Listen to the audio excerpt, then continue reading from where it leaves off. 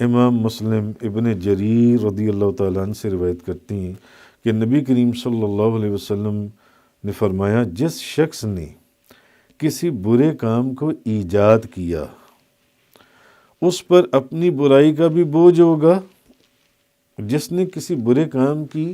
بنیاد ڈالی، جیسے دنیا میں سب سے پہلے ظلماً قتل کس نے کیا؟ قابیل نے، جی، اس پر اپنی برائی کا بھی بوجھ ہوگا، اور اس کے بعد اس برائی پر جو بندہ عمل کرے گا اس کا بھی بوجھ ہوگا۔ لیکن ایسا نہیں ہے کہ بعد میں جو بھی اس برائی کو کرے گا اس کو اس برائی کی سزا نہیں ملے گی، اس کو سزا ملے گی،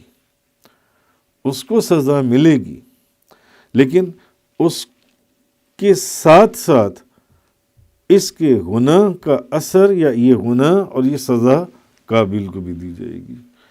یعنی جس نے اس گناہ کی بنیاد ڈالی ہوگی،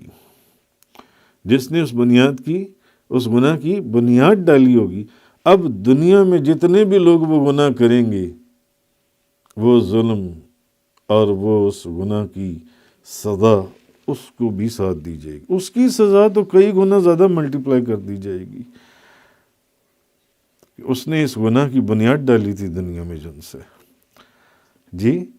تو اس کے بعد اس برائی پر عمل کرنے والوں کا بھی بوجھ ہوگا، اور ان برائی کرنے والوں کے گناہوں میں کوئی کمی نہیں ہوگی۔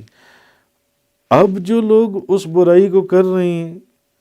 بھلے اس برائی کو ایجاد جس نے بھی پہلے کیا تھا، ان کے گناہ میں کوئی کمی نہیں ہوگی۔ ایسا نہیں ہے کہ آج کوئی بندہ قتل کرے